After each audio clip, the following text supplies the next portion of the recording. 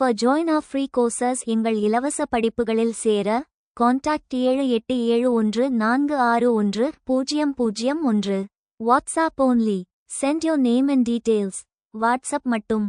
உங்கள் பெயர் மற்றும் விவரங்களை அனுப்பவும். ஜெர்மனியில் அடால்ஃப் ஹிட்லரின் அடால்ஃப் ஹிட்லர் எழுச்சி என்பது ஒரு தனிமனிதனின் வெற்றி மட்டுமல்ல, அது முதல் உலகப் போருக்குப் பிந்தைய ஜெர்மனியின் கோபம், விரக்தி மற்றும் நம்பிக்கை இழப்பு ஆகியவற்றின் வெளிப்பாடாகும்.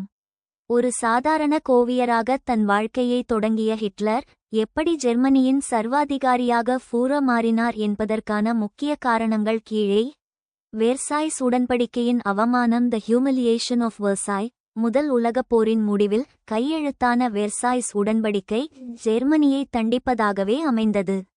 ஜெர்மனி தனது நிலப்பரப்பில் 13 விழுக்காடு இழந்தது. இராணுவத்தை குறைக்க கட்டாயப்படுத்தப்பட்டது. பெரும் தொகையை போர் இழப்பீடாக கட்ட வேண்டியிருந்தது. இதை ஹிட்லர் முதுகில் குத்தப்பட்ட துரோகம், ஸ்டாப் இன் தி பேக் என்று வர்ணித்தார். ஜெர்மனியின் இழந்த பெருமையை மீட்பதாக அவர் உறுதியளித்தார். பொருளாதாரச் சீர்குலைவு. Economic disaster. ஹிட்லரின் வளர்ச்சிக்கு உரமூட்டியது 2 பெரும் பொருளாதார நிகழ்வுகள். பணவீக்கம். ஹைப்பர்இன்ஃப்ளேஷன். 1923 ஜெர்மன் மார்க்கின் மதிப்பு செல்லாக்காசானது. மக்கள் ஒரு ரொட்டி வாங்க கூட வண்டி நிறைய பணத்தை எடுத்துச் செல்ல வேண்டியிருந்தது. பெருமந்த நிலை. Great depression. 1929 அமெரிக்க பங்குச்சந்தை வீழ்ச்சியால் ஜெர்மனியில் அமெரிக்க கடன்கள் நிறுத்தப்பட்டன. 60 லட்சம் மக்கள் வேலை இழந்தனர்.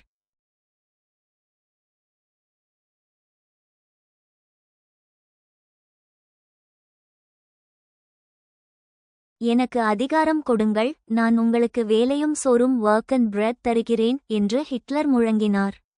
பசியோடு இருந்த மக்களுக்கு ஜனநாயகம் முக்கியமாக தெரியவில்லை. வைமர் குடியரசின் பலவீனம். Weakness of Weimar republic. போருக்கு பின் ஜெர்மனியில் அமைக்கப்பட்ட ஜனநாயக அரசு வைமார் ரிப்பப்ளிக் மிகவும் பலவீனமாக இருந்தது. கட்சிகள் சண்டையிட்டுக் கொண்டே இருந்ததால் நிலையான ஆட்சி இல்லை. மக்கள் ஜனநாயகத்தின் மீது நம்பிக்கை இழந்து நாட்டை வழிநடத்த ஒரு இரும்பு மனிதன் தேவை என்று கருதத் தொடங்கினர். நாசி சித்தாந்தம் மற்றும் பிரச்சாரம். நாசி ஐடியாலஜி புரோபகண்டா. ஹிட்லரின் தேசிய சோசலிச ஜெர்மன் தொழிலாளர் கட்சி நாசி பார்ட்டி மக்களின் உணர்வுகளை தூண்டும் வகையில் செயல்பட்டது. ஆரிய இனவாதம். ஜெர்மன் மக்களே உயர்ந்த ஆரிய இனத்தவர், யூதர்கள் நாட்டை அழிக்கும் ஒட்டுண்ணிகள் என்று ஹிட்லர் விஷத்தை பரப்பினார். ஜெர்மனியின் தோல்விக்கு யூதர்களை பலிகடா ஆக்கினார். பழுப்புச் சட்டைகள். Brown shirts. முசோலினியின் கருப்புச் சட்டைகளைப் போலவே ஹிட்லர் தனக்கென ஒரு தனியார் குண்டர் படையை வைத்திருந்தார். இவர்கள் எதிர்க்கட்சியினரை தாக்கினர். Joseph Goebbels. ஜோசப் கோயபல்ஸ் ஹிட்லரின் பிரச்சார அமைச்சர். இவர் வானொலி, சினிமா மற்றும் பிரம்மாண்ட பொதுக்கூட்டங்கள் மூலம் ஹிட்லரை ஒரு கடவுள் போலச் சித்தரித்தார். ஹிட்லரின் பேச்சுத்திறன். Oratory skills. ஹிட்லர் ஒரு காந்தம் போன்ற ஈர்ப்பு சக்தி கொண்ட பேச்சாளர். அவரது பேச்சு மக்களிடம் ஒரு வெறியை மாஸ் ஹஸ்டீரியா உருவாக்கியது. அவர் தனது சுயசரிதையான மெயின் காம்ப் மே கேம்ப் எனது போராட்டம் நூலில் தனது எதிர்கால திட்டங்களை தெளிவாக எழுதியிருந்தார்.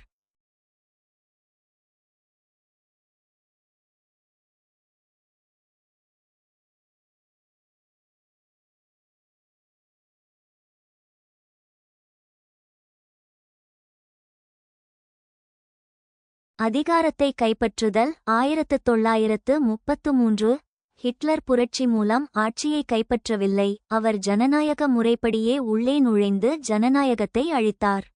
1932 தேர்தலில் நாசி கட்சி தனிப்பெரும் கட்சியாக உருவெடுத்தது.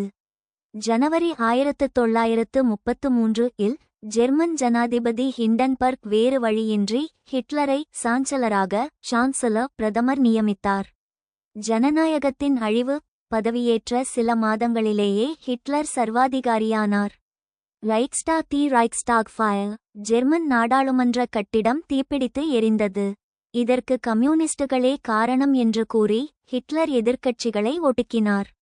அதிகாரச் சட்டம். Enabling act. நாடாளுமன்றத்தின் அனுமதியின்றி சட்டங்களை இயற்றும் அதிகாரத்தை தனக்கே பெற்றுக்கொண்டார். ஆகஸ்ட் 1934 இல் ஜனாதிபதி ஹிண்டன்பர்க் இறந்ததும் ஜனாதிபதி மற்றும் சான்சலர் பதவிகளை இணைத்து தன்னை ஃபூரர் தலைவர் என்று அறிவித்துக் கொண்டார்.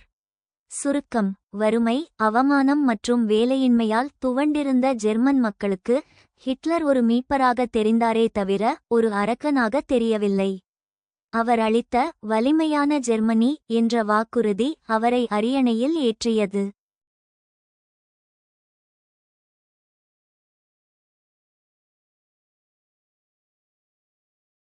Rice of Hitler. ஹிட்லரின் எழுச்சி. Treaty of வெர்சாய் 1919. வெர்சைல்ஸ் உடன்படிக்கை 1919. Harsh penalties on Germany, loss of territory, disarmament and heavy reparations. ஜெர்மனிக்கு கடுமையான தண்டனைகள், நில இழப்பு, இராணுவத்தை குறைத்தல், பெரும் இழப்பீடு. Germans felt humiliated and angry. German மக்கள் அவமானமும் கோபமும் அடைந்தனர். Economic crisis. பொருளாதார நெருக்கடி. The Great Depression 1929 caused unemployment and poverty. 1929 ஆண்டின் பெரும் மந்தநிலை வேலைவாய்ப்பு இழப்பு, வறுமை ஏற்படுத்தியது. People turned to extremist solutions. மக்கள் தீவிரவாத வழிகளை நாடினர். Weakness of Weimar Republic. Weimar குடியரசின் பலவீனம். The democratic government was unstable and failed to solve problems.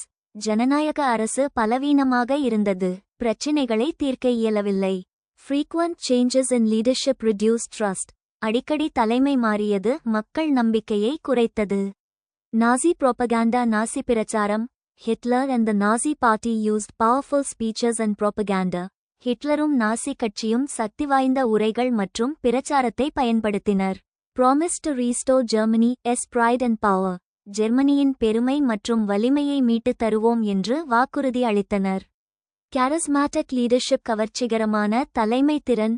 Hitler was a strong speaker who inspired the masses. Hitler வலுவான பேச்சாளர், மக்களை ஊக்குவித்தார். He gave hope to desperate people. நம்பிக்கை இழந்த மக்களுக்கு நம்பிக்கை கொடுத்தார்.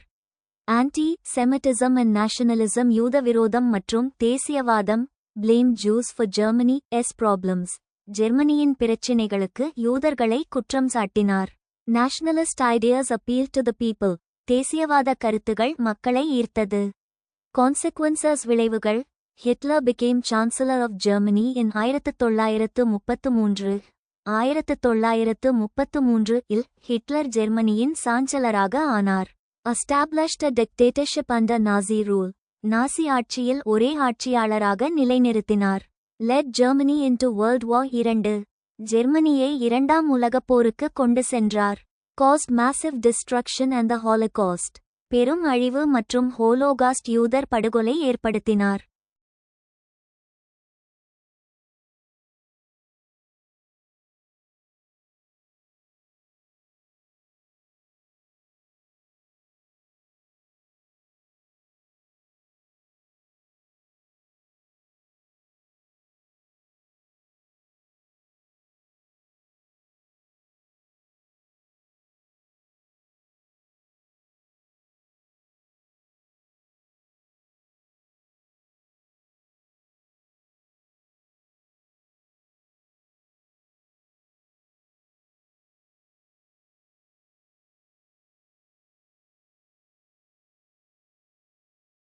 வெய்மர் குடியரசின் பலவீனங்களும் சிரமங்களும் என்ன?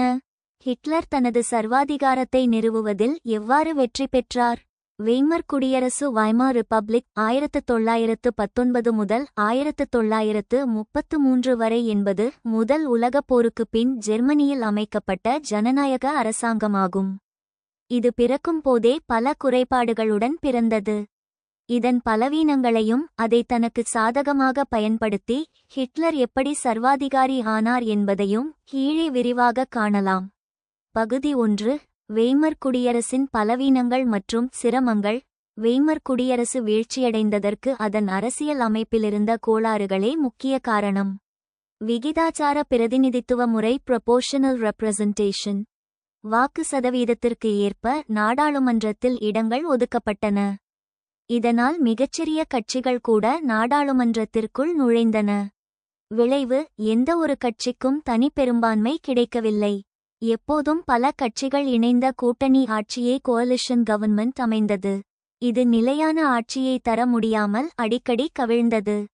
சட்டப்பிரிவு 48 ஆர்டிக்கிள் 48. இது வெய்மர் அரசியலமைப்பில் இருந்த ஒரு ஆபத்தான விதி. அவசர காலத்தில் நாடாளுமன்றத்தின் ஒப்புதல் இல்லாமலே அதிபர் பிரசிடென்ட் சட்டங்களை இயற்ற இது அனுமதித்தது. விளைவு, இது சர்வாதிகாரத்திற்கு திறக்கப்பட்ட ஒரு பின்வாசல் கதவாக அமைந்தது. ஜனநாயகத்தை காக்க வேண்டிய இந்த விதியே பின்னாளில் ஜனநாயகத்தை அழிக்க ஹிட்லருக்கு உதவியது. வெர்சாய்ஸ் ஒப்பந்தத்தின் சுமை. வெய்மர் குடியரசின் தலைவர்களே அவமானகரமான வெர்சாய்ஸ் ஒப்பந்தத்தில் கையெழுத்திட்டனர். விளைவு, ஜெர்மன் மக்கள் இவர்களை நவம்பர் துரோகிகள், நவம்பர் கிரிமினல்ஸ் என்று அழைத்தனர். ஆரம்பம் முதலே மக்கள் இந்த அரசின் மீது வெறுப்பை கொண்டிருந்தனர்.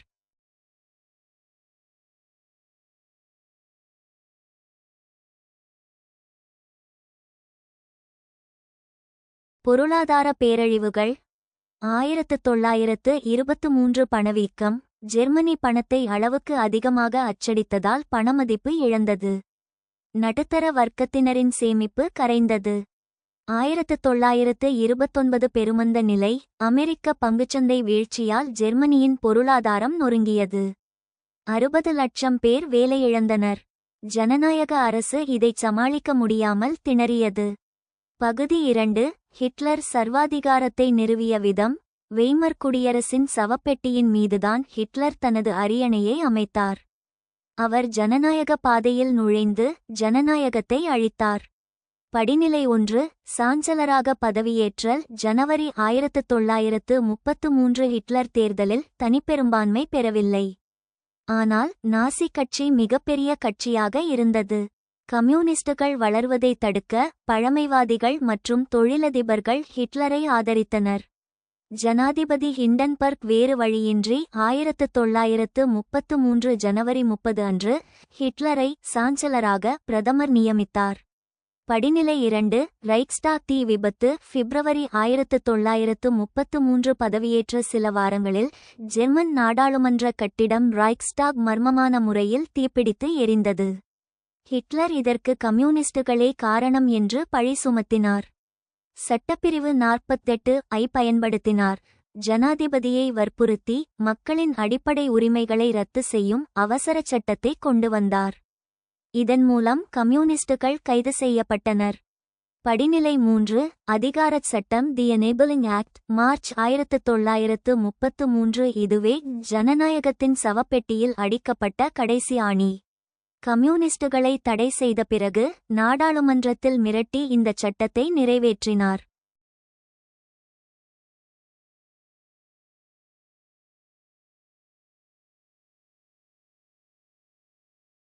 இதன் சாரம்சம், நாடாளுமன்றத்தின் அனுமதி இல்லாமலே ஹிட்லரால் சட்டங்களை இயற்ற முடியும். இதன் மூலம் அவர் சட்டப்பூர்வமான சர்வாதிகாரியானார். படிநிலை 4. நீண்ட கத்திகள். இரவு night of the long knives. 1934 தனது கட்சிக்குள்ளேயே தனக்கு போட்டியாக வரக்கூடியவர்களை தீர்த்து கட்டினார். தனது சொந்த படையான சா பிரவுன் ஷர்ட்ஸ் தலைவன் ரோம் மற்றும் பிற அரசியல் எதிரிகளை ஒரே இரவில் படுகொலை செய்தார். இதன் மூலம் இராணுவத்தின் விசுவாசத்தை பெற்றார். படிநிலை 5. ஃபியூரராக மாறுதல். ஆகஸ்ட் 1934 ஜனாதிபதி ஹிண்டன்பர்க் மரணமடைந்தார். ஹிட்லர் உடனடியாக ஜனாதிபதி மற்றும் சான்சலர் பதவிகளை இணைத்து தன்னை ஃபியூரர் தலைவர் என்று அறிவித்தார். இராணுவம் இனி நாட்டிற்கு விசுவாசமாக இருக்காமல் ஹிட்லருக்கு தனிப்பட்ட முறையில் விசுவாசமாக இருக்கும்படி சத்தியப்பிரமாணம் மாற்றப்பட்டது. முடிவுரை. வெய்மர் குடியரசின் பலவீனமான அரசியல் அமைப்பு, குறிப்பாக சட்டப்பிரிவு 48 மற்றும் பொருளாதாரச் சீர்குலைவு ஆகியவை ஹிட்லருக்குச் சாதகமாக அமைந்தன. அவர் மக்களின் பயத்தையும் கோபத்தையும் மூலதனமாக்கி ஒரு முழுமையான சர்வாதிகார அரசை தர்ட் ரைக் நிறுவினார்.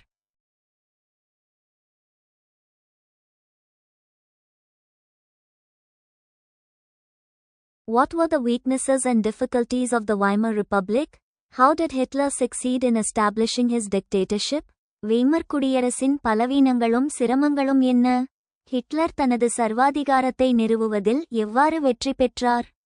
The Weimar Republic, established in Germany after World War I, faced significant weaknesses and difficulties that ultimately contributed to its downfall. முதல் உலகப் போருக்குப் பிறகு ஜெர்மனியில் நிறுவப்பட்ட வெய்மர் குடியரசு அதன் வீழ்ச்சிக்கு பங்களித்த குறிப்பிடத்தக்க பலவீனங்களையும் சிரமங்களையும் எதிர்கொண்டது.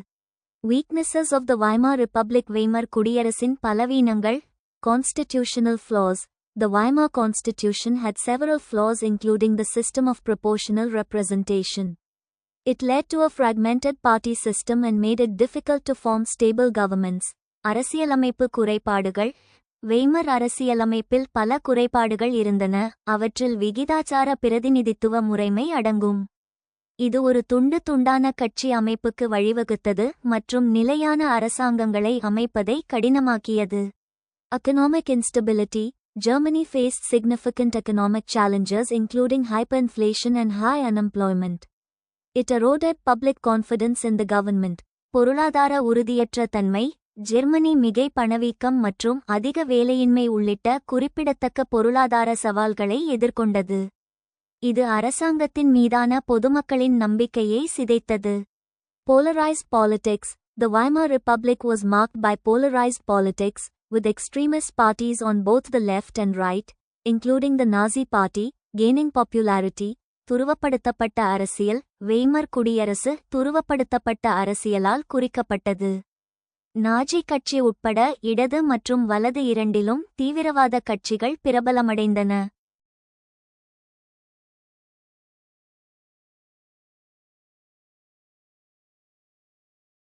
Difficulties faced by the Weimar Republic. Weimar குடியரசு எதிர்கொள்ளும் சிரமங்கள். Treaty of Versailles. The Treaty of Versailles imposed harsh penalties on Germany, including significant compensations and territorial losses. It contributed to widespread anger and economic hardship. Versailles ஒப்பந்தம். Versailles ஒப்பந்தம் ஜெர்மனியின் மீது கடுமையான தண்டனைகளை விதித்தது. இதில் குறிப்பிடத்தக்க இழப்பீடுகள் மற்றும் பிராந்திய இழப்புகள் அடங்கும். இது பரவலான கோபத்திற்கும் பொருளாதார நெருக்கடிக்கும் பங்களித்தது. Global economic crisis. The global economic crisis of the 1930s, known as the Great Depression. It had a great impact on Germany and led to widespread unemployment and poverty. உலகளாவிய பொருளாதார நெருக்கடி. 1930களின் உலகளாவிய பொருளாதார நெருக்கடி பெரும் மந்தநிலை என்று அழைக்கப்படுகிறது. இது ஜெர்மனியில் பெரும் தாக்கத்தை ஏற்படுத்தியது. இது பரவலான வேலையின்மை மற்றும் வறுமைக்கு வழிவகுத்தது. Hitler's rise to power. ஹிட்லரின் அதிகார உயர்வு. Charismatic leadership. Hitler's charismatic leadership and powerful oratory skills helped to mobilize popular support for the Nazi Party. கவர்ச்சிகரமான தலைமை. ஹிட்லரின் கவர்ச்சிகரமான தலைமைத்துவம் மற்றும் சக்திவாய்ந்த சொற்பொழிவு திறன்கள் நாஜி கட்சிக்கு மக்கள் ஆதரவை திரட்ட உதவியது. Propaganda and organization. The Nazi Party's effective use of propaganda and its well-organized structure helped to spread its message and increased new members. பிரச்சாரம் மற்றும் அமைப்பு. நாஜி கட்சியின் பிரச்சாரத்தை திறம்பட பயன்படுத்துதல் மற்றும் அதன் நன்கு ஒழுங்கமைக்கப்பட்ட அமைப்பு அதன் செய்தியை பரப்பவும் புதிய உறுப்பினர்களை அதிகரிக்கவும் உதவியது. Exploitation of crisis. Hitler took advantage of Germany's economic and political problems after World War I. He promised to restore German stability and provide jobs. நெருக்கடியை சுரண்டுதல். முதலாம் உலகப் போருக்குப் பிறகு ஜெர்மனியின் பொருளாதார மற்றும் அரசியல் பிரச்சினைகளை ஹிட்லர் பயன்படுத்திக் கொண்டார். அவர் ஜெர்மன் நிலைத்தன்மையை மீட்டெடுப்பதாகவும் வேலைவாய்ப்புகளை வழங்குவதாகவும் உறுதியளித்தார்.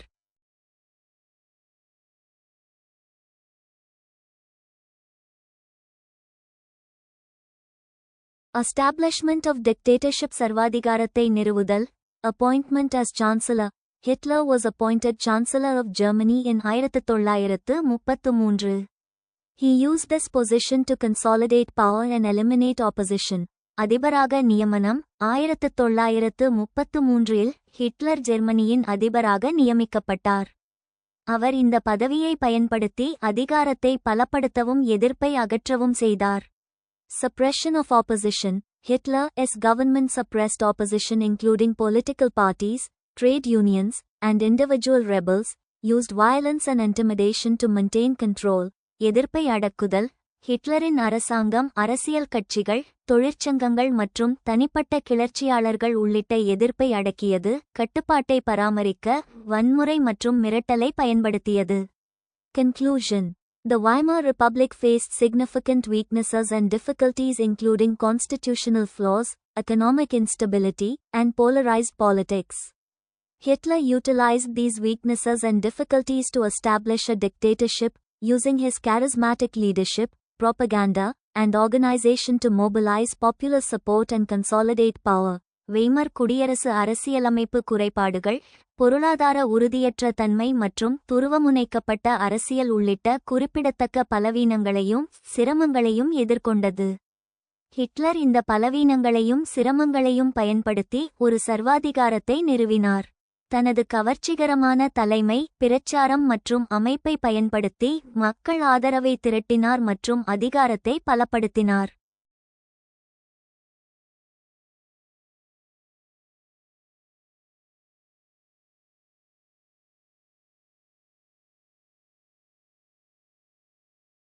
இத்தாலியில் பாசிச ஆட்சியை ஜெர்மனியின் தேசிய சோசலிச ஆட்சியுடன் ஒப்பிடுவது கிட்டத்தட்ட தவிர்க்க முடியாதது. ஒற்றுமைகள் வெளிப்படையானவை, ஆனால் வேறுபாட்டின் ஒரு புள்ளி உள்ளது, இது குறிப்பிடத் தகுந்தது. கருத்து. இந்த கருத்து வரலாற்று ரீதியாக மிக துல்லியமானது. இத்தாலிய பாசிசம் ஃபாஷிசம் மற்றும் ஜெர்மன் நாசிசம் நாட்சியிசம் ஆகிய இரண்டும் ஒரே மரத்தின் இரு கிளைகள் போல தோன்றினாலும் அவற்றின் வேர்களில் ஒரு அடிப்படையான வித்தியாசம் உள்ளது. நீங்கள் குறிப்பிட்ட அந்த கருத்தை ஒற்றுமைகள் மற்றும் முக்கிய வேறுபாடு என்ற அடிப்படையில் விரிவாக அலசலாம். வெளிப்படையான ஒற்றுமைகள், தி ஆப்வியஸ் சிமிலாரிட்டிஸ். இவை இரண்டும் ஜனநாயகத்திற்கும் கம்யூனிசத்திற்கும் எதிரான சர்வாதிகார வடிவங்கள். ஜனநாயக எதிர்ப்பு. இரண்டு சித்தாந்தங்களுமே நாடாளுமன்ற முறை, பேச்சு சுதந்திரம் மற்றும் பல கட்சி அரசியலை வெறுத்தன. தனிநபர் வழிபாடு, கல்ட் ஆஃப் பர்சனாலிட்டி. முசோலினி தன்னை இல் தூஸ் இல் தூஷே என்றும் ஹிட்லர் தன்னை ஃபியூரர் ஃபூரர் என்றும் அழைத்துக் கொண்டனர். தலைவன் எப்போதும் சரியானவன் என்பதே விதி. வன்முறை மற்றும் இராணுவவாதம் இரண்டுமே போரை புனிதப்படுத்தின. முசோலினிக்கு கருப்புச் சட்டைகள், பிளாக் ஷர்ட்ஸ் போல, ஹிட்லருக்கு பழுப்புச் சட்டைகள், பிரவுன் ஷர்ட்ஸ் என்ற தனியார் குண்டர் படைகள் இருந்தன. அரசு கட்டுப்பாடு, பொருளாதாரம், ஊடகம், கல்வி என அனைத்தும் அரசின் முழு கட்டுப்பாட்டில் இருந்தன. வேறுபாட்டின் முக்கிய புள்ளி, த க்ரூஷியல் பாயிண்ட் ஆஃப் டிஃபரன்ஸ். அந்த கூற்றில் குறிப்பிடப்பட்டுள்ள குறிப்பிடத்தக்க வேறுபாடு என்பது இனம், ரேஸ் மற்றும் அரசு ஸ்டேட் பற்றியது.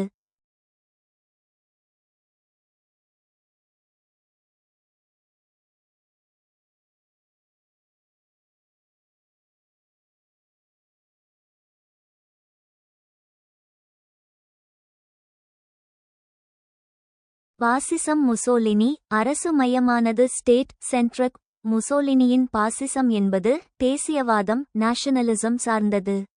கோட்பாடு: எல்லாம் அரசுக்கு உள்ளே, எதுவும் அரசுக்கு வெளியே இல்லை, எதுவும் அரசுக்கு எதிராக இல்லை. விளக்கம்: முசோலினியை பொறுத்தவரை அரசு, ஸ்டேட் என்பதே தெய்வம்.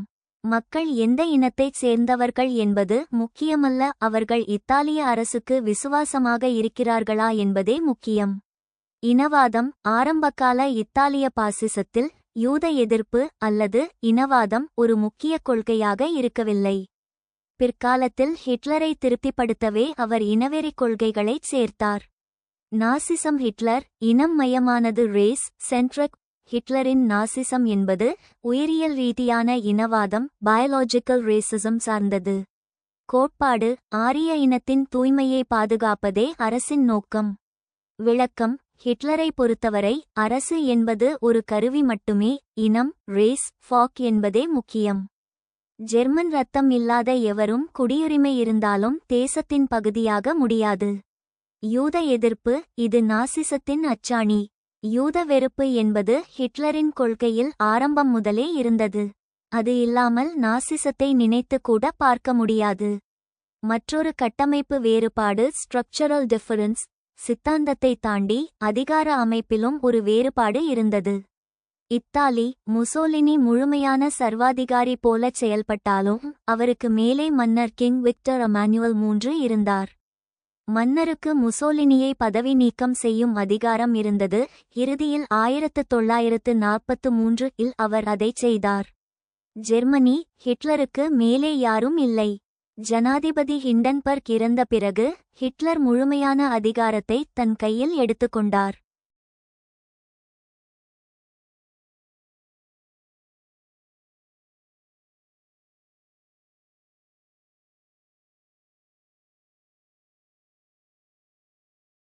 முடிவுரை கன்க்ளூஷன். அந்த கருத்தை நாம் இப்படிச் சுருக்கமாக முடிக்கலாம். பாசிசம் என்பது அரசின் மேலாண்மையை சூப்ரமசி ஆஃப் த ஸ்டேட் வழிபட்டது. ஆனால் நாசிசம் என்பது இனத்தின் தூய்மையை பியூரிட்டி ஆஃப் த ரேஸ் வழிபட்டது. இத்தாலி ஒரு பலவீனமான சர்வாதிகாரமாக டோட்டாலிட்டேரியனிசம் இருந்ததற்கும், ஜெர்மனி ஒரு கொடூரமான இனப்படுகொலை அரசாக ஜெனசைடல் ஸ்டேட் மாறியதற்கும் இந்த வேறுபாடே முக்கிய காரணம். Comparison of the fascist regime in Italy with the National Socialist regime of Germany is almost inevitable. The similarities are obvious, but there is one point of difference which is worth mentioning. Comment. இத்தாலியில் பாசிச ஆட்சியை ஜெர்மனியின் தேசிய சோசலிச ஆட்சியுடன் ஒப்பிடுவது கிட்டத்தட்ட தவிர்க்க முடியாதது.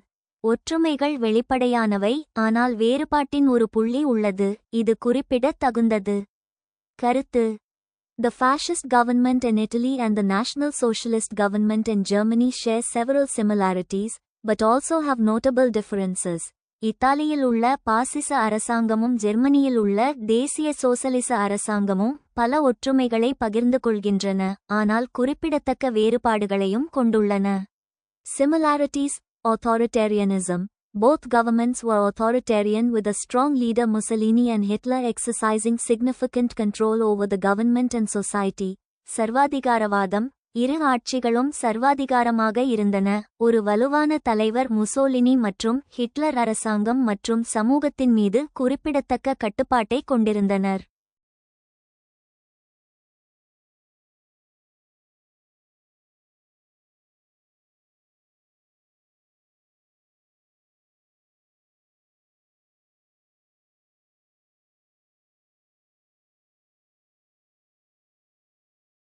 Nationalism.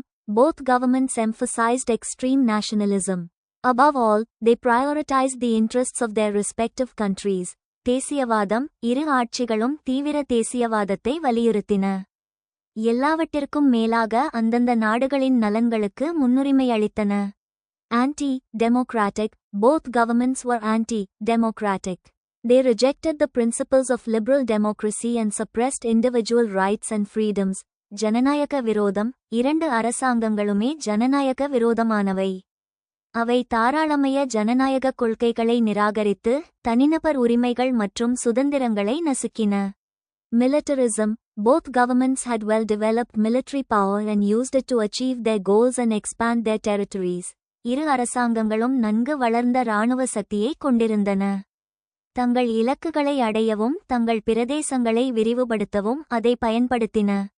Difference. Racial ideology. Fascist Italy's ideology was more focused on nationalism and imperialism.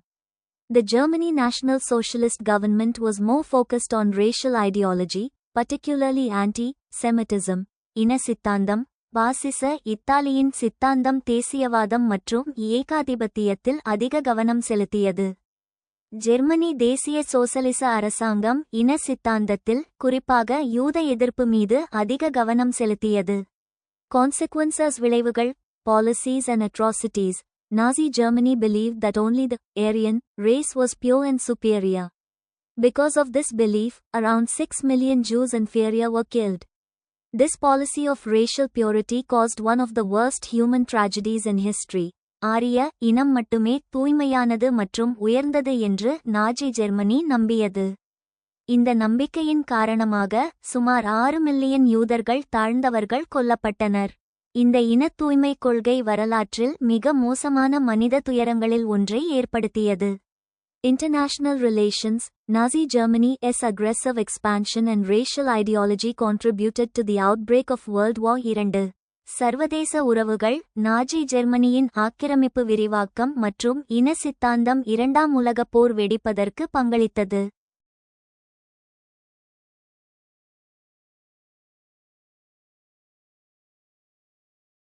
Conclusion. While the fascist regime in Italy and the National Socialist government in Germany share several similarities, the difference in their racial ideologies is a significant point of difference. This difference had profound consequences for their policies, atrocities, and international relations. இத்தாலியில் பாசிச ஆட்சியும் ஜெர்மனியில் உள்ள தேசிய சோசலிச அரசாங்கமும் பல ஒற்றுமைகளை பகிர்ந்து கொண்டாலும் அவர்களின் இன சித்தாந்தங்களில் உள்ள வேறுபாடு ஒரு குறிப்பிடத்தக்க வேறுபாடாகும். இந்த வேறுபாடு அவர்களின் கொள்கைகள், அட்டூழியங்கள் மற்றும் சர்வதேச உறவுகளில் ஆழமான விளைவுகளை ஏற்படுத்தியது. ஹிட்லரின் வெளியுறவுக் கொள்கையில் ஒரு அமைப்பு அம்சம் இருந்தது. அவரது பார்வை கண்டம் சார்ந்ததாக இருந்தது. கருத்து. இந்த கருத்து வரலாற்று ரீதியாக மிக முக்கியமானது. இது ஹிட்லரின் வெளியுறவுக் கொள்கை ஒரு தற்செயலான நிகழ்வு அல்ல, அது நன்கு திட்டமிடப்பட்ட, கண்டம் சார்ந்த கான்டினென்டல் கொள்கை என்பதை விளக்குகிறது. இதற்கு முந்தைய ஜெர்மன் மன்னரான கெய்சர் இரண்டாம் வில்லியம் உலகக் கொள்கை வெல்ட்பாலிடிக் என்ற பெயரில் கடல் கடந்து காலனிகளை பிடிக்க முயன்றார். ஆனால் ஹிட்லர் அந்த பாதையை முற்றிலுமாக மாற்றி ஐரோப்பிய கண்டத்திற்குள்ளேயே ஜெர்மனியின் ஆதிக்கத்தை விரிவுபடுத்த விரும்பினார். இந்த கூற்றை 3 முக்கிய கோணங்களில் விவரிக்கலாம். அமைப்பு அம்சம் சிஸ்டமேட்டிக் ஃபீச்சர் படிப்படியான திட்டம். ஹிட்லரின் வெளியுறவுக் கொள்கையில் ஒரு தெளிவான, படிப்படியான வரைபடம் ப்ளூபிரிண்ட் இருந்தது. இதை அவர் தனது மெயின் காம்ப் நூலிலேயே முன்னரே எழுதியிருந்தார். படிநிலை 1 வெர்சாய்ஸ் ஒப்பந்தத்தை அழித்தல். முதலில் ஜெர்மனியின் கைகளை கட்டி போட்டிருந்த வெர்சாய்ஸ் ஒப்பந்தத்தை மீறுவது. இராணுவத்தை பெருக்குதல், ரைன்லாந்து ஆக்கிரமிப்பு. படிநிலை 2 ஜெர்மன் மக்களை ஒருங்கிணைத்தல். பான் ஜெர்மனிசம். ஐரோப்பா முழுவதும் சிதறி கிடக்கும் ஜெர்மன் மொழி பேசும் மக்களை ஒரே அரசின் தர்ட் ரைக் கீழ் கொண்டு வருவது. ஆஸ்திரியா இணைப்பு, செக்கோஸ்லோவாக்கியாவின் சூடெட்டன்லாந்து இணைப்பு.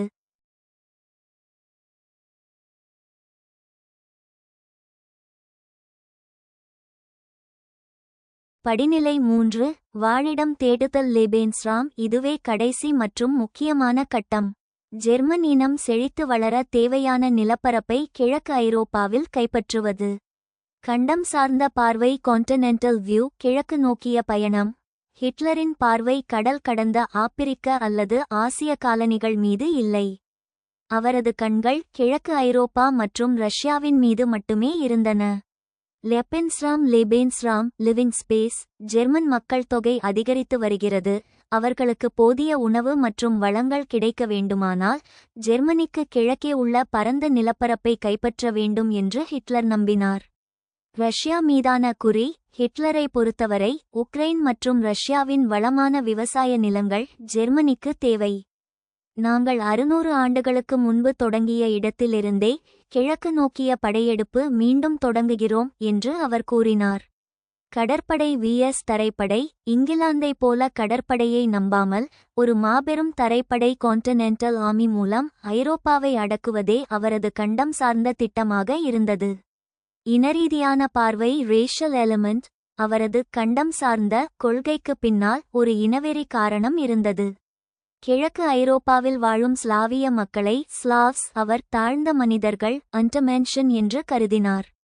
எனவே அந்த மக்களை அடிமைப்படுத்திவிட்டு அந்த நிலத்தில் தூய ஆரியர்களை குடியேற்றுவதே அவரது நோக்கம். கம்யூனிச ரஷ்யாவை அழிப்பது அவரது கொள்கையின் ஒரு பகுதியாக இருந்தது.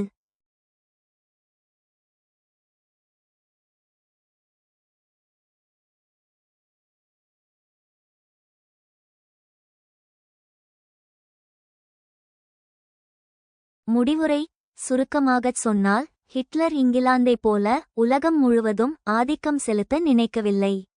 மாறாக ஐரோப்பிய கண்டம் முழுவதும் ஜெர்மனியின் காலடியில் இருக்க வேண்டும், குறிப்பாக ரஷ்யா ஜெர்மனியின் காலனியாக மாற வேண்டும் என்பதே அவரது திட்டமாக இருந்தது. There was an element of system in Hitler's foreign policy. His outlook was continental. Comment. ஹிட்லரின் வெளியுறவுக் கொள்கையில் ஒரு அமைப்பு அம்சம் இருந்தது. அவரது பார்வை கண்டம் சார்ந்ததாக இருந்தது. கருத்து. Hitler's foreign policy was characterized by a clear and systematic approach, driven by his ideological goals and ambitions for Germany. ஹிட்லரின் வெளியுறவுக் கொள்கை ஜெர்மனிக்கான அவரது சித்தாந்த இலக்குகள் மற்றும் லட்சியங்களால் இயக்கப்படும் தெளிவான மற்றும் முறையான அணுகுமுறையால் வகைப்படுத்தப்பட்டது. கான்டினென்டல் அவுட்லுக் கண்டம் சார்ந்த பார்வை, expansion and dominance. Hitler's foreign policy aimed to expand Germany's territory and establish its dominance over the European continent. விரிவாக்கம் மற்றும் ஆதிக்கம். ஹிட்லரின் வெளியுறவுக் கொள்கை ஜெர்மனியின் பிரதேசத்தை விரிவுபடுத்துவதையும் ஐரோப்பிய கண்டத்தின் மீது அதன் ஆதிக்கத்தை நிலைநாட்டுவதையும் நோக்கமாக கொண்டது. Revision of Versailles. Hitler wanted to revise the Treaty of Versailles. He believed it was unfair to Germany and restore German honor and prestige. வெர்சாய்ஸின் திருத்தம். வெர்சாய்ஸ் ஒப்பந்தத்தை ஹிட்லர் திருத்த விரும்பினார். அது ஜெர்மனிக்கு அநீதியானது என்றும் ஜெர்மனியின் கௌரவத்தையும் பெருமையும் மீட்டெடுக்க வேண்டும் என்றும் அவர் நம்பினார்.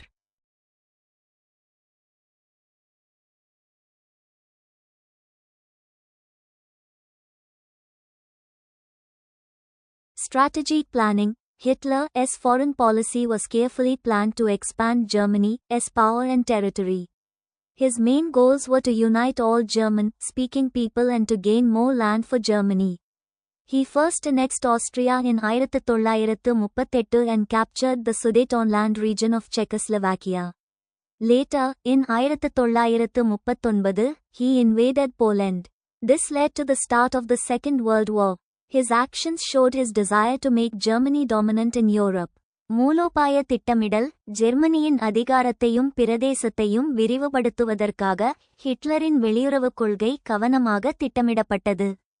ஜெர்மன் மொழி பேசும் அனைத்து மக்களையும் ஒன்றிணைத்து ஜெர்மனிக்கு அதிக நிலத்தை பெறுவதே அவரது முக்கிய குறிக்கோள்களாக இருந்தன. அவர் முதலில் 1938 ஆஸ்திரியாவை இணைத்தார், பின்னர் செக்கோஸ்லோவாக்கியாவின் சுடெட்டன்லாந்து பகுதியை கைப்பற்றினார். பின்னர் 1939 அவர் போலந்தை ஆக்கிரமித்தார், இது இரண்டாம் உலகப் போரின் தொடக்கத்திற்கு வழிவகுத்தது.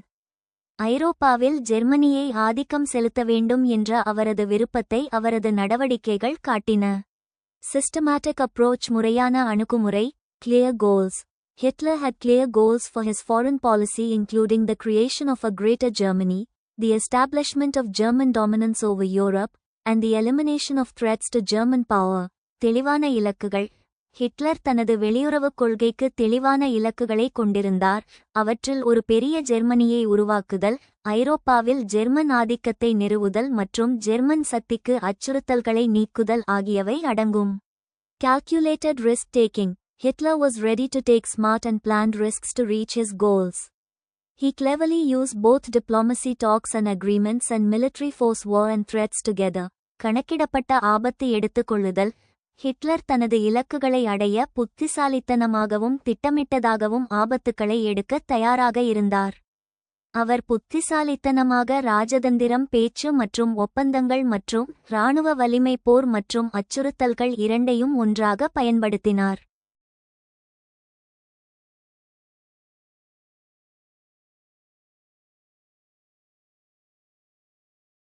Flexible and adaptable. Hitler's foreign policy was flexible and adaptable.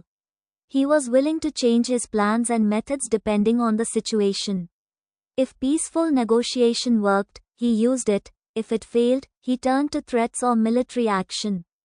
This ability to adjust tactics and strategies helped him take advantage of changing political conditions in Europe and achieve his goals more effectively.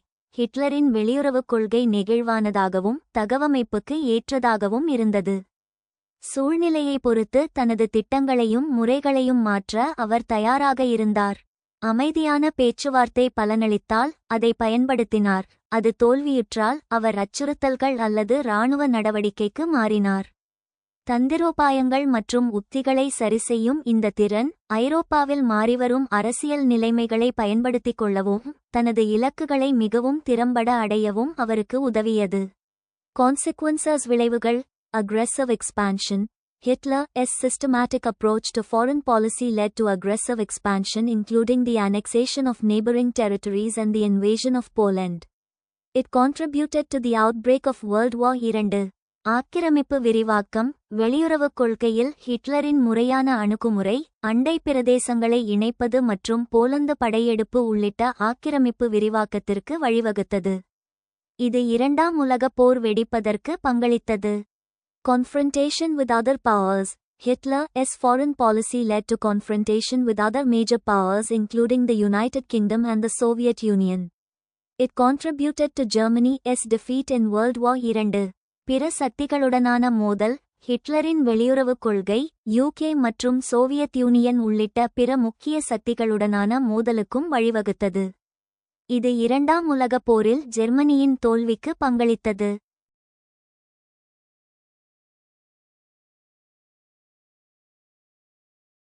Conclusion.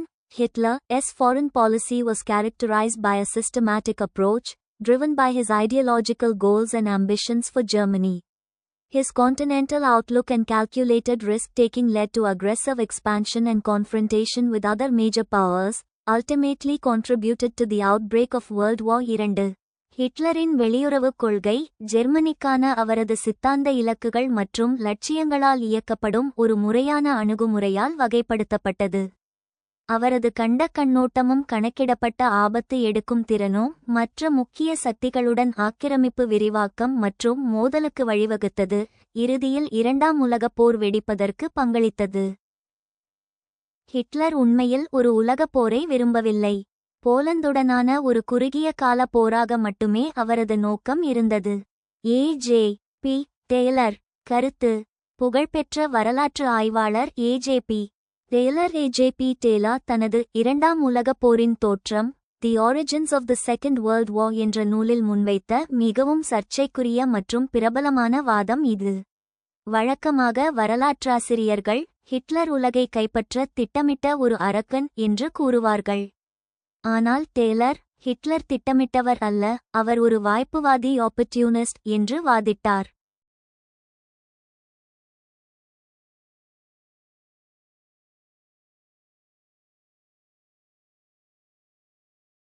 இந்த கூற்றை நாம் ஆதரவாகவும் மற்றும் விமர்சன ரீதியாகவும் அணுகலாம். கூற்றுக்கு ஆதரவான வாதங்கள். டேலரின் பார்வை. டேலரின் படி 1939 செப்டம்பரில் ஒரு மாபெரும் உலகப் போர் வெடித்தது ஹிட்லரின் திட்டத்தில் இல்லை. அது ஒரு தப்பு கணக்கு, மிஸ்கால்குலேஷன். தாஜா பண்ணும் கொள்கையின் விளைவு, ஃபெயிலியர் ஆஃப் அப்பீஸ்மெண்ட். ஹிட்லர் இதற்கு முன் ரைன்லாந்து, ஆஸ்திரியா மற்றும் சூடெட்டன்லாந்து, செக்கோஸ்லோவாக்கியா பகுதிகளை கைப்பற்றியபோது இங்கிலாந்தும் பிரான்சும் அமைதியாக வேடிக்கை பார்த்தன. போலந்து விவகாரத்திலும் அவர்கள் மிரட்டுவார்களே தவிர போருக்கு வரமாட்டார்கள் என்று ஹிட்லர் நம்பினார். மின்னல் வேகப் போர் பிளிட்ஸ்கிரீக். ஜெர்மனியின் இராணுவம் நீண்ட கால போருக்காக டோட்டல் வார் வடிவமைக்கப்படவில்லை. அது குறுகிய காலத்தில் எதிரியை வீழ்த்தும் பிளிட்ஸ்கிரீக் முறைக்காகவே வடிவமைக்கப்பட்டிருந்தது. இது ஹிட்லர் நீண்ட உலகப் போரை விரும்பவில்லை என்பதற்கான ஆதாரம். போலந்துடன் மட்டும் போர். டான்சிக் துறைமுகம் மற்றும் போலந்து காரிடார் பகுதியை மீட்பது மட்டுமே அவரது உடனடி நோக்கமாக இருந்தது. இதை ஒரு உள்ளூர் போராக லோக்கலைஸ்ட் வார் முடித்துவிடலாம் என்று அவர் நினைத்தார். ஆனால் பிரிட்டனும் பிரான்சும் போரில் குதித்ததும் அது உலகப் போராக மாறியது. கூற்றுக்கு எதிரான வாதங்கள். விமர்சன பார்வை. பெரும்பாலான வரலாற்றாசிரியர்கள் டேலரின் இந்த கூற்றை முழுமையாக ஏற்றுக்கொள்வதில்லை. ஹிட்லரின் நீண்ட கால திட்டங்களை இது மறைப்பதாக கூறுகின்றனர்.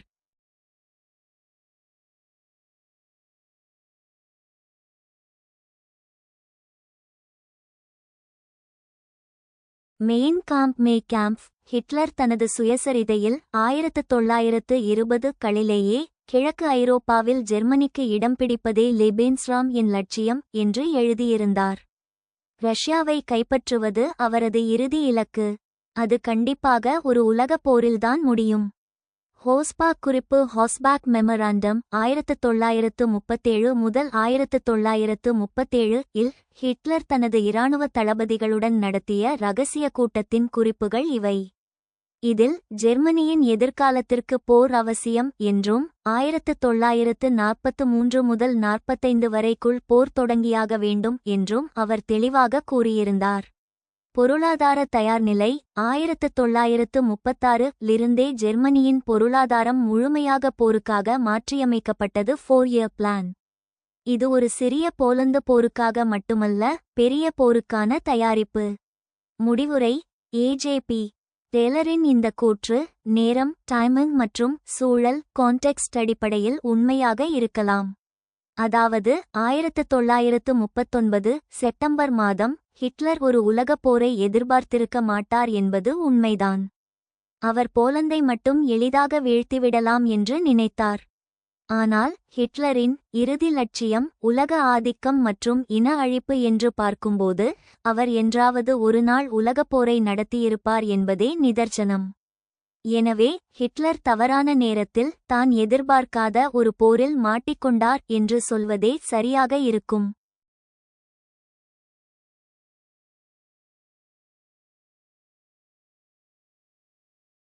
Hitler did not really want a world war.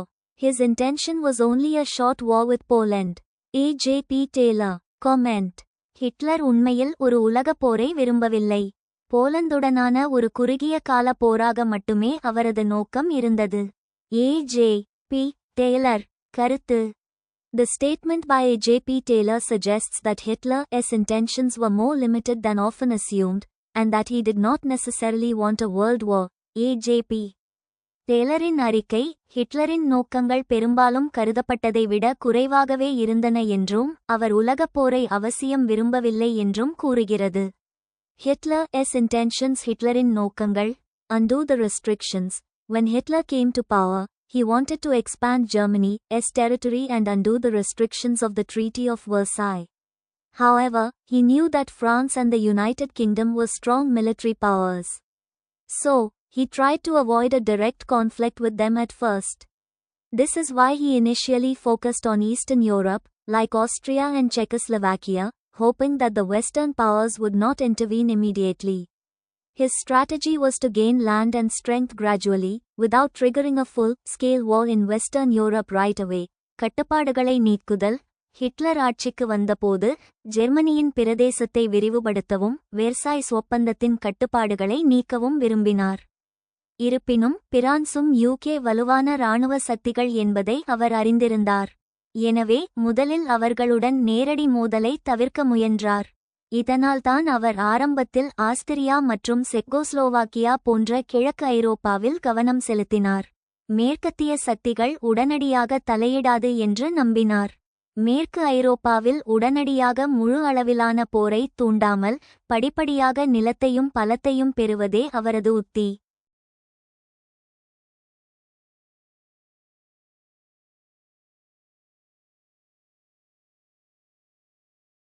Short war with Poland. Hitler's primary goal was to invade Poland and reclaim the Danzig port to Germany. போலந்துடனான குறுகிய கால போர் போலந்தை ஆக்கிரமித்து டான்சிக் துறைமுகத்தை மீட்டெடுப்பதே ஹிட்லரின் முதன்மையான குறிக்கோளாக இருந்தது. Avoiding a wider conflict. Hitler may have hoped that a quick conquest of Poland would not provoke a wider war. பரந்த மோதலை தவிர்ப்பது போலந்தை விரைவாக கைப்பற்றுவது ஒரு பரந்த போரை தூண்டாது என்று Hitler நம்பியிருக்கலாம். Events led to World War II. இரண்டாம் உலகப் போருக்கு வழிவகுத்த நிகழ்வுகள். Increased tensions in Europe. Hitler's aggressive actions including the remilitarization of the Rhineland 1936 and the annexation of Austria 1938 and Czechoslovakia 1939 increased tensions in Europe. German ஆக்கிரமிப்பு ரைன்லேண்டை மீண்டும் இராணுவமயமாக்குதல் 1936 மற்றும் ஆஸ்திரியாவை இணைத்தல் 1938 மற்றும் செக்கோஸ்லோவாக்கியாவை இணைத்தல் 1939 உள்ளிட்ட ஹிட்லரின் ஆக்கிரமிப்பு நடவடிக்கைகள் ஐரோப்பாவில் பதட்டங்களை அதிகரித்தன. Trigger for a wider war. In March 1939, Britain and France promised to protect Poland if Germany attacked it.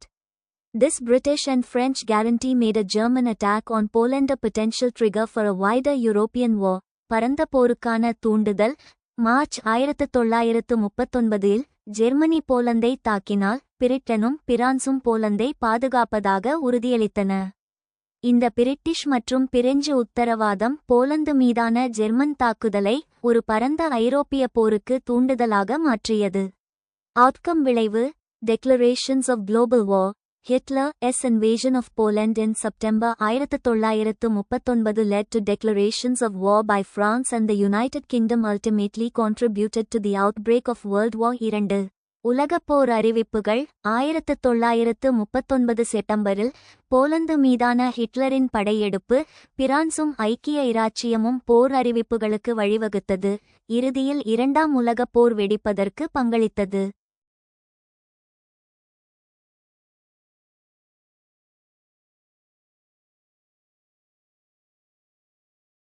Conclusion. While Hitler's intentions were focused on a short war with Poland, his actions and the broader context of European politics at the time exacerbated a wider conflict. Hitler's intentions were one of the factors that contributed to the outbreak of World War II. ஹிட்லரின் நோக்கங்கள் போலந்துடனான ஒரு குறுகிய கால போரில் கவனம் செலுத்தியிருந்தாலும் அவரது செயல்களும் அந்த நேரத்தில் ஐரோப்பிய அரசியலின் பரந்த சூழலும் ஒரு பரந்த மோதலை அதிகப்படுத்தின. இரண்டாம் உலகப் போர் வெடிப்பதற்கு பங்களித்த காரணிகளில் ஒன்று ஹிட்லரின் நோக்கங்கள். பாசிசத்தின் எழுச்சிக்கான வேர்கள் அமைதி ஒப்பந்தங்களில் உள்ளன. இந்த கருத்து வரலாற்று ரீதியாக மிகச்சரியானது.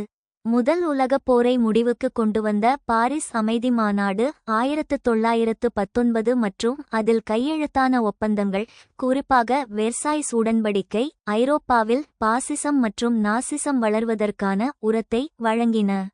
அமைதி ஒப்பந்தங்கள் போரை முடித்து வைக்கவில்லை, அவை அடுத்த போருக்கான இரண்டாம் உலகப் போர் விதையை விதைத்தன என்று சொல்வது வழக்கம். இத்தாலி மற்றும் ஜெர்மனி ஆகிய இரு நாடுகளிலும் பாசிசம் வளர இந்த ஒப்பந்தங்கள் எப்படி உதவின என்பதை விரிவாக பார்க்கலாம். இத்தாலி, சிதைக்கப்பட்ட வெற்றி, தி மியூட்டிலேட்டட் விக்டரி. இத்தாலி முதல் உலகப் போரில் வெற்றி பெற்ற அணியில் நேச நாடுகள் இருந்தது. ஆனால் அமைதி ஒப்பந்தம் இத்தாலியர்களுக்கு பெரும் ஏமாற்றத்தையே தந்தது. ஏமாற்றப்பட்ட வாக்குறுதிகள் 1915 இல் லண்டன் இரகசிய ஒப்பந்தத்தின்படி இத்தாலிக்கு டால்மேஷியா மற்றும் ஃபியூமே பகுதிகள் வழங்கப்படும் என்று பிரிட்டனும் பிரான்சும் உறுதியளித்திருந்தன. ஆனால் பாரிஸ் அமைதி மாநாட்டில் இந்த இடங்கள் யுகோஸ்லாவியாவுக்கு வழங்கப்பட்டன.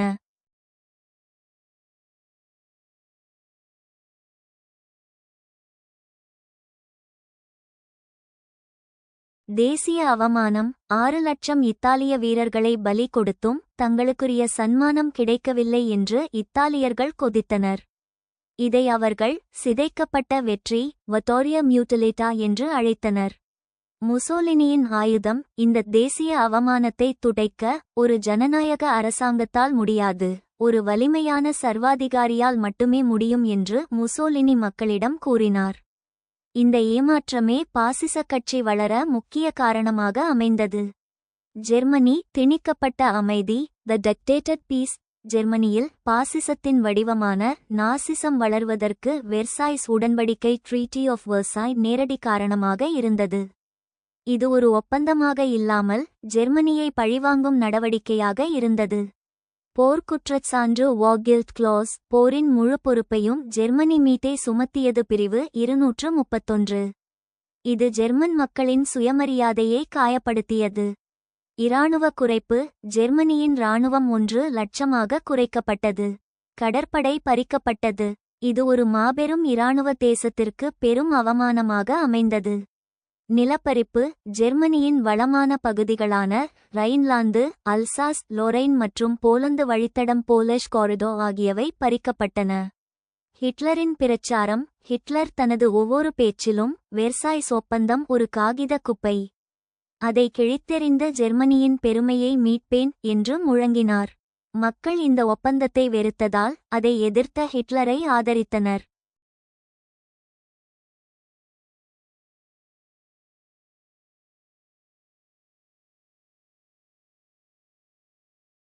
பொருளாதாரச் சுமை. Economic burden. அமைதி ஒப்பந்தங்கள் அரசியல் ரீதியாக மட்டுமல்ல, பொருளாதார ரீதியாகவும் பாசிசத்தை வளர்த்தன. ஜெர்மனி மீது சுமத்தப்பட்ட கற்பனைக்கு எட்டாத போர் இழப்பீட்டுத் தொகை ரெப்பரேஷன்ஸ் அந்த நாட்டின் பொருளாதாரத்தை அழித்தது. இதுவே 1923 இல் ஏற்பட்ட பணவீக்கத்திற்கும் வேலையில்லா திண்டாட்டத்திற்கும் காரணமாகி மக்களை தீவிரவாத கட்சிகளை நாசிசம் நோக்கி தள்ளியது. தேசியவாதம் மற்றும் சுயநிர்ணயம். அமெரிக்க அதிபர் உட்ரோ வில்சன் முன்வைத்த சுயநிர்ணய உரிமை செல்ஃப் டிட்டர்மினேஷன் தோற்றவர்களுக்கு மறுக்கப்பட்டது. லட்சக்கணக்கான ஜெர்மன் மக்கள் செக்கோஸ்லோவாக்கியா மற்றும் போலந்து நாடுகளில் வாழும்படி கட்டாயப்படுத்தப்பட்டனர். இது எல்லை தாண்டி வாழும் நம் இன மக்களை இணைக்க வேண்டும் என்ற வெறித்தனமான தேசியவாதத்தை அல்ட்ரா நேஷனலிசம் பாசிச தலைவர்கள் கையில் எடுக்க உதவியது. முடிவுரை. எனவே 1919ஆம் ஆண்டு அமைதி ஒப்பந்தங்கள் மிகவும் கடுமையாகவும் அதே சமயம் அதை நடைமுறைப்படுத்த போதிய வலிமையற்றும் இருந்தன. இத்தாலியர்களுக்கு அது துரோகத்தின் சின்னம், ஜெர்மனியர்களுக்கு அது அவமானத்தின் சின்னம். இந்த இரண்டு உணர்வுகளையும் மூலதனமாக வைத்துத்தான் முசோலினியும் ஹிட்லரும் அதிகாரத்திற்கு வந்தனர்.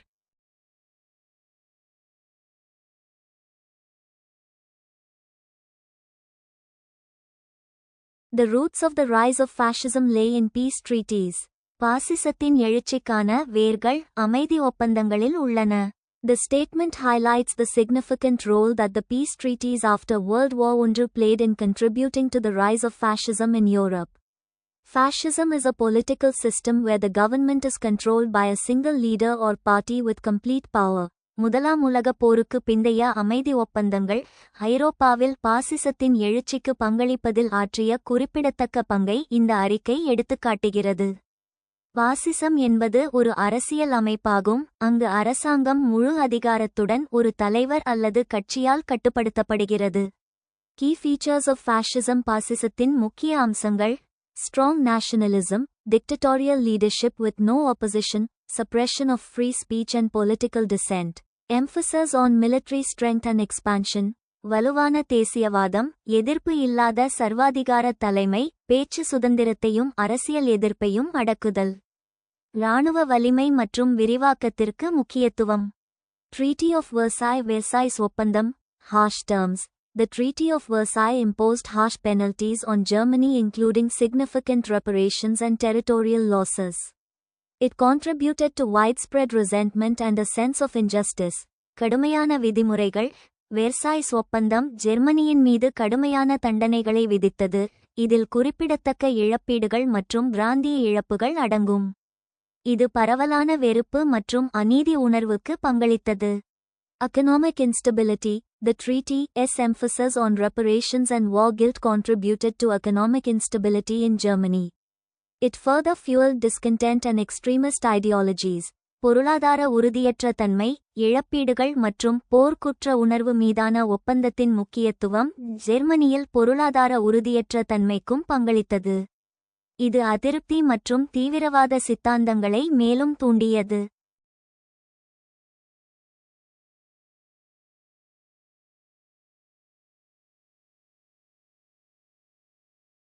Rise of fascism. பாசிசத்தின் எழுச்சி. Nationalist sentiment. Peace treaties like the Treaty of Versailles after World War I encouraged nationalism and a desire to revise unfair borders in countries like Germany and Italy. தேசியவாத உணர்வு. முதலாம் உலகப் போருக்கு பிறகு ஏற்பட்ட அமைதி ஒப்பந்தங்கள் வெர்சாய்ஸ் ஒப்பந்தம் போன்றவை தேசியவாதத்தையும் ஜெர்மனி, இத்தாலி போன்ற நாடுகளில் நியாயமற்ற எல்லைகளை திருத்தும் விருப்பத்தையும் ஊக்குவித்தன. The Treaty of Versailles restricted Germany's military, demanded reparations, and stripped it of territories like the Rhineland and Sudetenland. Similarly, Italy felt cheated as it did not receive all the territories promised by the Allies. These measures created widespread resentment, economic hardship, and a sense of national humiliation. Versailles ஒப்பந்தம் ஜெர்மனியின் இராணுவத்தை கட்டுப்படுத்தியது, இழப்பீடு கோரியது, மேலும் Rhineland மற்றும் சுடெட்டன்லேண்ட் போன்ற பிரதேசங்களை அதிலிருந்து பறித்தது. இதேபோல் நேச நாடுகள் வாக்குறுதியளித்த அனைத்து பிரதேசங்களையும் பெறாததால் இத்தாலி ஏமாற்றப்பட்டதாக உணர்ந்தது. இந்த நடவடிக்கைகள் பரவலான வெறுப்பு, பொருளாதார நெருக்கடி மற்றும் தேசிய அவமான உணர்வை உருவாக்கியது. Fascist ideology. Leaders like Mussolini in Italy and Hitler in Germany took advantage of economic and political problems after World War I. They promised to restore stability, strong leadership, regional reclamation, national revival and provide jobs.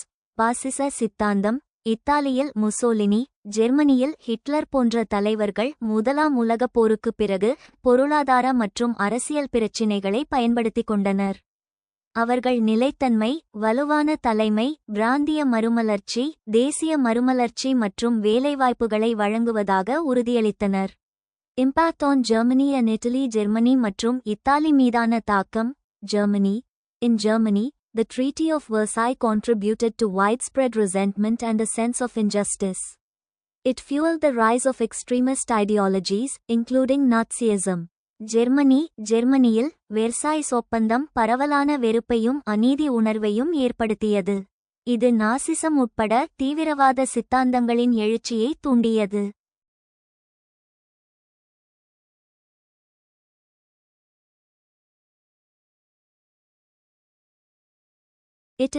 Italy felt cheated as it did not receive all the territories promised by the Allies.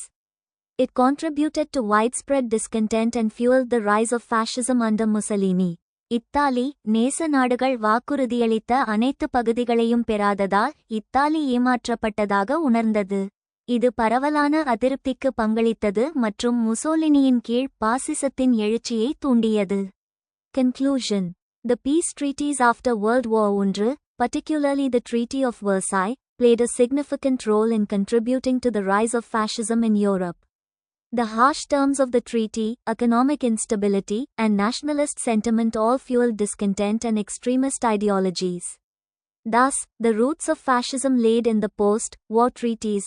முதல் உலகப் போருக்குப் பிறகு ஏற்பட்ட அமைதி ஒப்பந்தங்கள், குறிப்பாக Versailles ஒப்பந்தம், ஐரோப்பாவில் பாசிசத்தின் எழுச்சிக்கு பங்களிப்பதில் குறிப்பிடத்தக்க பங்கை கொண்டிருந்தன. ஒப்பந்தத்தின் கடுமையான விதிமுறைகள், பொருளாதார உறுதியற்ற தன்மை மற்றும் தேசியவாத உணர்வு அனைத்தும் அதிருப்தியையும் தீவிரவாத சித்தாந்தங்களையும் தூண்டின.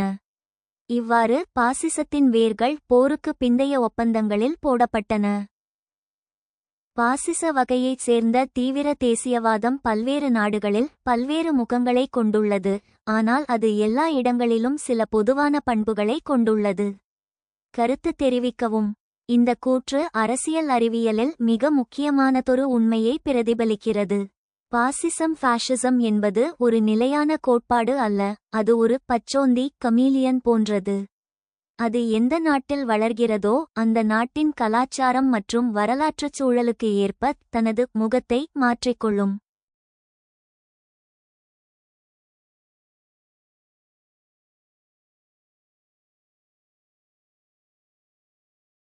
ஆனால் அதன் அடிப்படை DNA அல்லது குணம் எல்லா இடங்களிலும் ஒன்றாகவே இருக்கும். இதை 2 பகுதிகளாக பிரித்து விளக்கலாம். பகுதி 1, பல்வேறு நாடுகளில் பல்வேறு முகங்கள் டிஃப்ரெண்ட் ஃபேஸஸ். ஒவ்வொரு நாட்டிலும் பாசிசம் வளர்ந்த விதம் மற்றும் அதன் மையப்புள்ளி வேறுபட்டது. இத்தாலி அரசு வழிபாடு. முசோலினியின் பாசிசம் அரசு ஸ்டேட் என்பதையே மையமாக கொண்டது. பண்டைய ரோமானிய பேரரசின் பெருமையை மீட்பது அதன் முகம். இங்கு இனவெறி ஆரம்பத்தில் முக்கியமாக இருக்கவில்லை. ஜெர்மனி இன வழிபாடு. ஹிட்லரின் நாசிசம் இனம், ரேஸ், ஏரியன் என்பதையே மையமாக கொண்டது. யூத எதிர்ப்பு மற்றும் ஆரிய மேலாதிக்கம் என்பதே இதன் முகம். இங்கு அரசு என்பது இனத்தை பாதுகாக்கும் ஒரு கருவி மட்டுமே. ஜப்பான் பேரரசர் மற்றும் இராணுவ வழிபாடு. இங்கு ஒரு தனிநபர் சர்வாதிகாரி இல்லை, மாறாக இராணுவ குழு மிலிட்டரி ஜண்டா ஆட்சி செய்தது. பேரரசரை தெய்வமாக வணங்குவதும் மேற்கத்திய ஆதிக்கத்தை ஆசியாவிலிருந்து விரட்டுவதும் பான் ஏஷியனிசம் இதன் முகமாக இருந்தது. ஸ்பெயின் மத மற்றும் பழமைவாத வழிபாடு. ஜெனரல் பிராங்கோ தலைமையிலான பாசிசம் கத்தோலிக்க மதத்தையும் பழைய நிலப்பிரபுத்துவ முறையையும் பாதுகாப்பதையே நோக்கமாக கொண்டது. இது மற்றவர்களை விட குறைவான ஆக்கிரமிப்பு குணம் கொண்டது. பகுதி 2, எல்லா இடங்களிலும் உள்ள பொதுவான பண்புகள் காமன் கேரக்டரிஸ்டிக்ஸ். முகம் எதுவாக இருந்தாலும் பாசிசத்தின் ஆன்மா பின்வரும் பொதுவான பண்புகளால் ஆனது. தீவிர தேசியவாதம் அக்ரெசிவ் நேஷனலிசம். எல்லா பாசிச அரசுகளும் நாமே உயர்ந்தவர்கள் என்ற வெறியை ஊட்டின. இத்தாலியில் மத்திய தரைக்கடல் நம்முடையது. ஜெர்மனியில் உலகை ஆளப்பிறந்த இனம். ஜப்பானில் ஆசியாவின் தலைவன் Japan.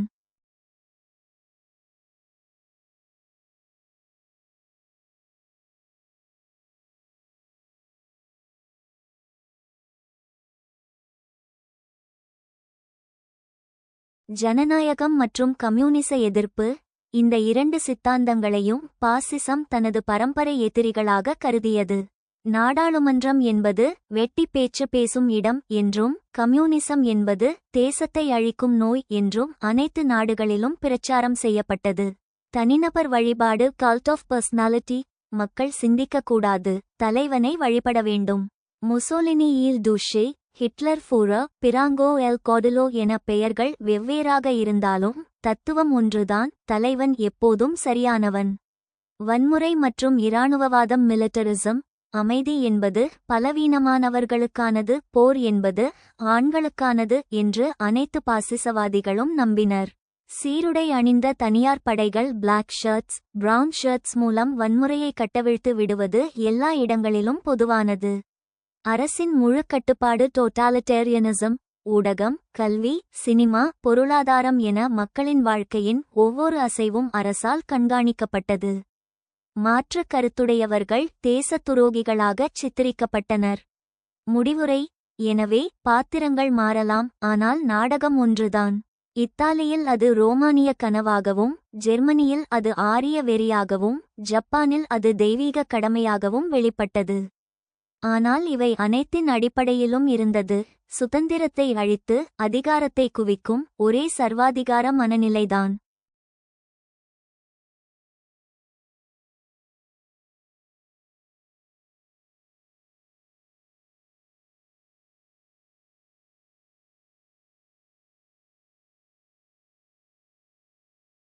Extreme nationalism of the fascist variety has various faces in various countries, but it has everywhere certain common characteristics.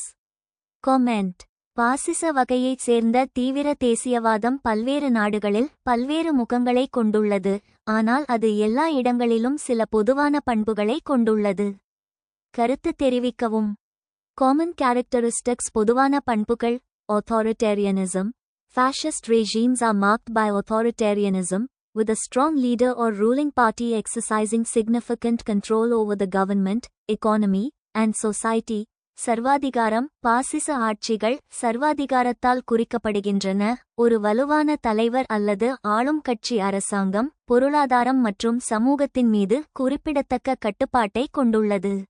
Nationalism. Fascist ideology emphasizes extreme nationalism, prioritizing the interests of the nation above all else and often promoting a sense of national superiority.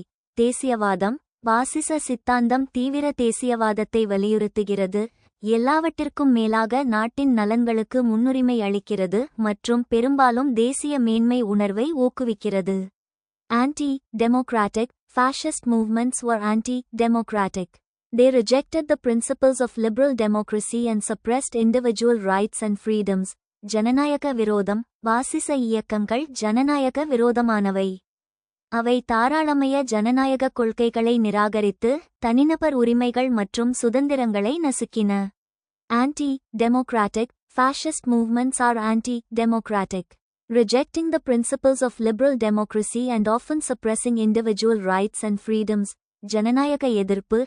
ஜனநாயக விரோதமானவை தாராளவாத ஜனநாயகத்தின் கொள்கைகளை நிராகரித்து பெரும்பாலும் தனிநபர் உரிமைகள் மற்றும் சுதந்திரங்களை நசுக்குகின்றன. Militarism. Fascist governments had well-developed military power and used it to achieve their goals and expand their territories. பாசிச அரசாங்கங்கள் நன்கு வளர்ந்த இராணுவ சக்தியை கொண்டிருந்தன. தங்கள் இலக்குகளை அடையவும் தங்கள் பிரதேசங்களை விரிவுபடுத்தவும் அதை பயன்படுத்தின.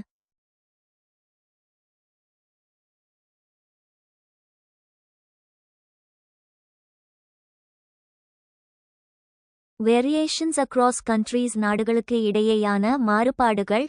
Nazi Germany. Nazi Germany's fascist ideology was characterized by its emphasis on racial purity, anti-Semitism, and aggressive militarism.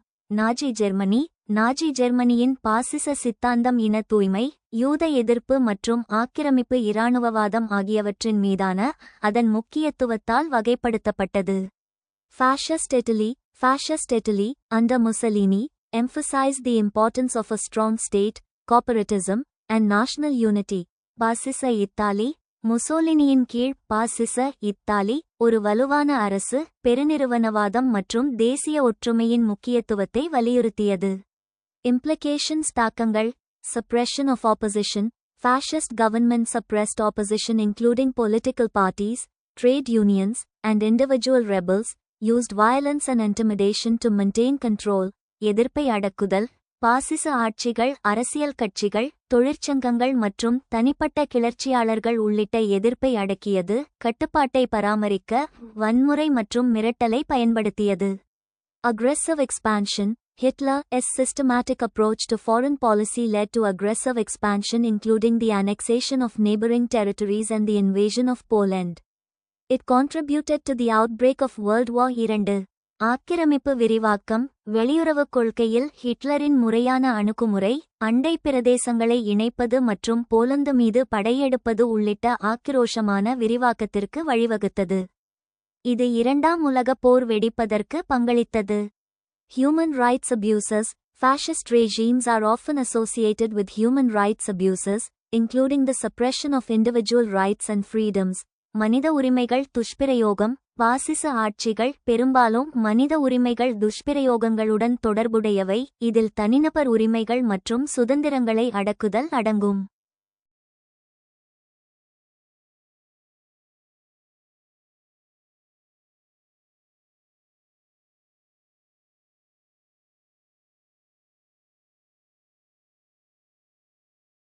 Conclusion.